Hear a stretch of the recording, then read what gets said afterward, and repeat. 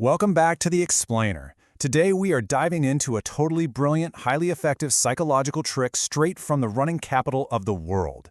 I mean, let's be honest, if you have ever stared down your running shoes with just utter dread or, aggressively negotiated with yourself to just stay on the couch for 5 more minutes, well, this is the mental framework you need to finally beat your own brain. Is a serious question, right? Why on earth is the absolute hardest part of a 10-kilometer run the exact moment before you even put your shoes on?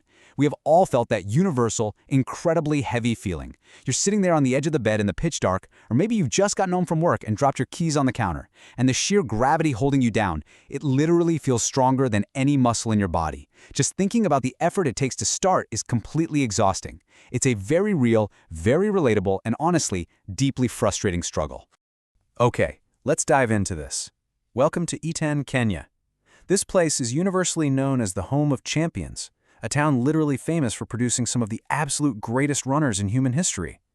Recently, an anonymous running coach delivered some profoundly simple advice right at the iconic entrance arch of this town. It's the kind of advice that completely changes how you look at a digital countdown clock ticking down to 4:58. That specific window of time represents the entire core of this coach's philosophy. To really understand why this rule works like magic, we first have to acknowledge the elephant in the room, the endless excuses. Because they are endless, aren't they? Coach Adolfo Salguero, who did a really fantastic breakdown of this philosophy, points out that human nature basically gives us an unlimited supply of justifications. We're juggling work and these looming deadlines. We've got unpaid bills just staring us down. We're totally drained by cranky bosses, or, we really need to spend some quality time with our spouses and kids. And then add in the commute, the sweet, sweet comfort of the air conditioning inside compared to the blazing, awful summer heat outside. When you stack all that up, literally any stationary activity seems infinitely better than today's training session. And this brilliantly illustrates this massive divide we created in our own heads. We tend to think it's just us, Just the weekend warriors juggling our commutes, the kids, the bills, who struggle with this serious lack of motivation. And we put elite champions, legends like Eliud Kipchoge, Jacob Kiplimo, Sebastian Sawe on these untouchable pedestals.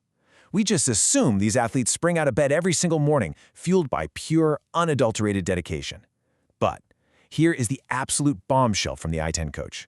Even champions lose to the bed some mornings. I really want that to sink in for a second.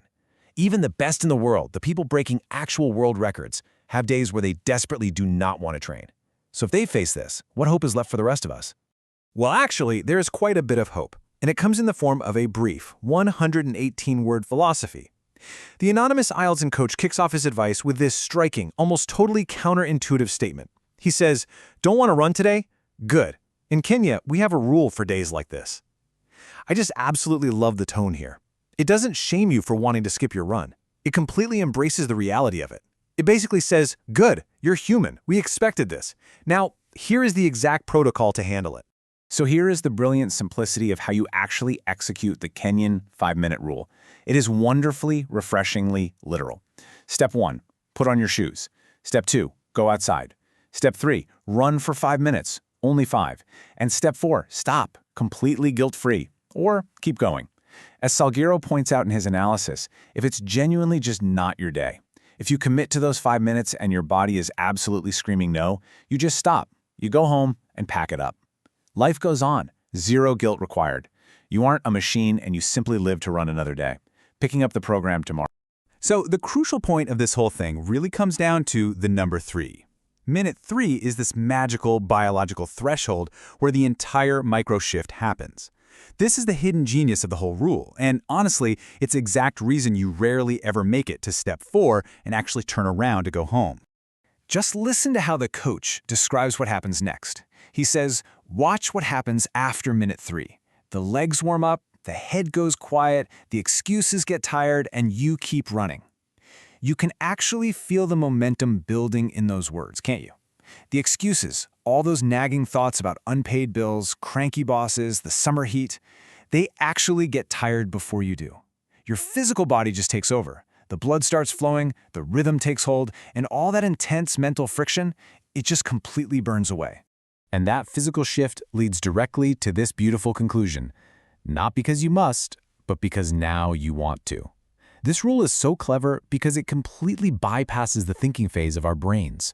When we're sitting in the AC, we are thinking about running, sure, but we are actively looking for a way out of it. By committing to just 5 tiny minutes, we trick ourselves. We bypass the overthinking part and just force the body into motion. We take the immense friction of starting and transform it into the pure, undeniable pleasure of running. Now, we do need to be a little vigilant about something important here. Coach Salguero makes a point to warn us that this 5-minute rule is absolutely not a mask for laziness. It shouldn't become an excuse for complacency, like a free pass to just jog for 5 minutes and go home guilt-free every single day. That is definitely not the spirit of the rule. The true spirit is simple. Give today's run a chance of happening. You're using this tactic to give yourself an honest, genuine chance at a personal victory. You're just allowing yourself to experience those tough first few minutes so you can see what happens on the other side. Think about the dynamic between starting friction and post-run euphoria. I mean, we have all experienced that post-run euphoria a million times, right? We know for an absolute undeniable fact that once we finish a run, we are going to feel amazing and we'll be so thrilled we didn't skip it. We know this, yet knowing it cognitively doesn't make leaving the couch one bit easier when that starting friction is peaking. The Kenyan 5-minute rule is the perfect psychological bridge across that massive gap. It gets you from the friction to the euphoria without forcing you to rely on just raw brute force willpower. Which brings us to what might just be the most powerful, perspective-shifting quote of the entire philosophy. They do not fight for 40 kilometers. They fight for the first 5 minutes. Forget the 10 kilometers. Win the 5 minutes. This is exactly how elite runners operate. Actually, scratch that. It's how anyone does something really hard, by shrinking an overwhelmingly massive battle down to a tiny, highly manageable window of time. The hardest part of running isn't the running itself, it's the starting. By focusing all your mental energy on winning a simple 5-minute block, you completely outsmart your own resistance. So, I'm going to leave you with this final provocative thought.